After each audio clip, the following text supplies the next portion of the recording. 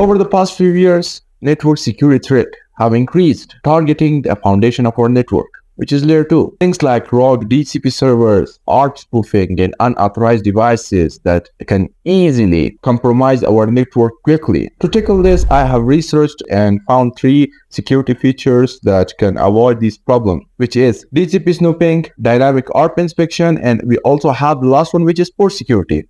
So by the way, if you're new to the channel, I'm Harun Hamdard, and in this video, I will cover the 3 most important foundation layer 2 network security features for you guys. So let's get started.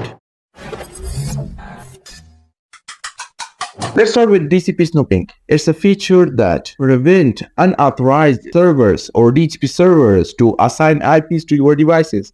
So imagine a hacker which assign a rogue server in your network and messing up with your IP assignment.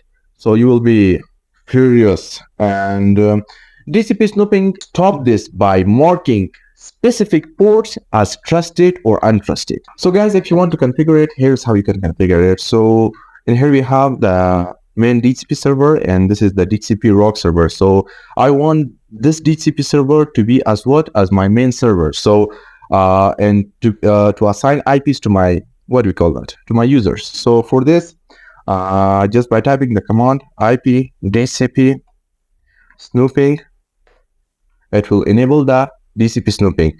So after that, you have to so this DHCP server assigning the IPs for VLAN 1. So I have to specify the snooping on the VLANs, on which VLAN I want to configure the DHCP snooping.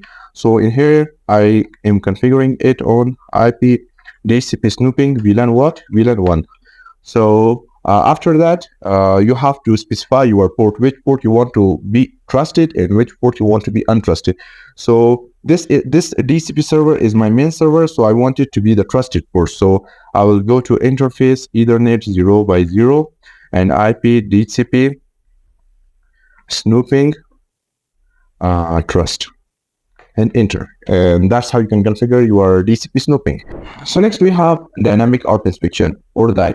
It prevents man-in-the-middle attack and DOS attacks in our network, which are the result of ARP poisoning and ARP spoofing. So how does it work? Just prevent false ARP message, and it works like the same as DHCP snooping. It put a port in trust and untrusted mode. If the untrusted port send a packet, that will check it against the trusted database, and if it does not match the IP and MAC chain, so it will just drop the packet. So it will block the mismatch. So here's how you can configure it. I want to put the Ethernet 0x0 as what? As my trusted port. I will configure, first of all, on the VLAN. On which VLAN this interface is configured, I will just enable the ARP spoofing. Like we have IP ARP Inspection VLAN 1. So after typing this command, you have to go to just the interface and just, what do you call that? Like in VLAN 1, this it's 0x0 is my trusted port. So I will go to interface Ethernet 0x0, IP ARP inspection trust, and what? Enter. So this port is the trusted port.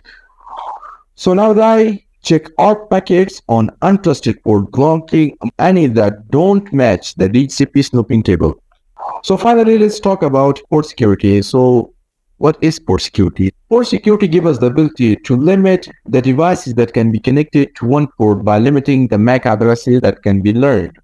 So think of it as locking a port that just a device or 2 devices or 3 devices can be connected to that port. So if an unapproved device connects, the port can be automatically shut down. So here's how you can configure it. So like in here, I want to put the 802 as what? As my trusted port. So first of all, let's go to the interface 802. So first of all, you have to configure that port onto whatever VLAN you want. So like in here, I want to switch port mode access VLAN 1. So like in here, I configure this interface for VLAN 1, and after that you can enable switch port security.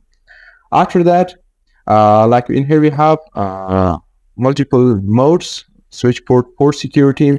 Like in here we have aging port security agent commands, like we have MAC address, which MAC address you want to specify for it, maximum like max secure address, like you want 2, 3, 4 MAC addresses to be able to connect to this port, and you have violation. So switch port security, like we have, so like in here we have like I want to switch port security MAC address, I want it to be sticky.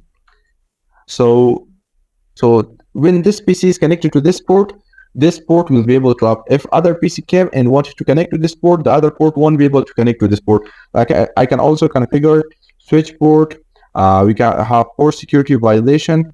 For violation we have, so like in here we have, I want to, if they broke the rule, so I configure a rule for this port, like if on 802 someone didn't connect this VPC and connected other PC, like we have PC1, like some other PCs with different MAC addresses, so this port will what go into restrict, shut down, or protect. So I will just go shut down.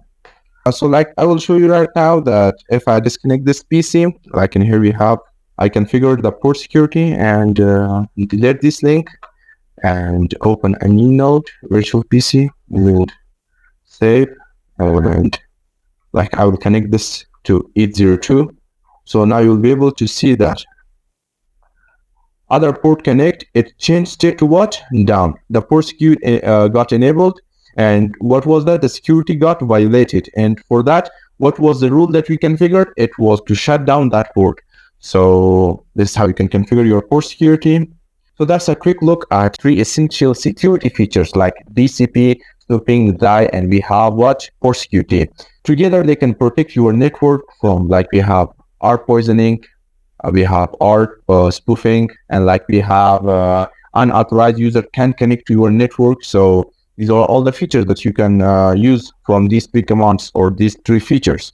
So if you found this video helpful, don't forget to like, subscribe, and also share it with your network security engineers. They will actually need this video. So thank you guys. See you in the next video. Oh, I forgot. If you have any problem, you can also comment down below and I will answer to you, not immediately, but in near time. Thank you guys for watching. Bye bye.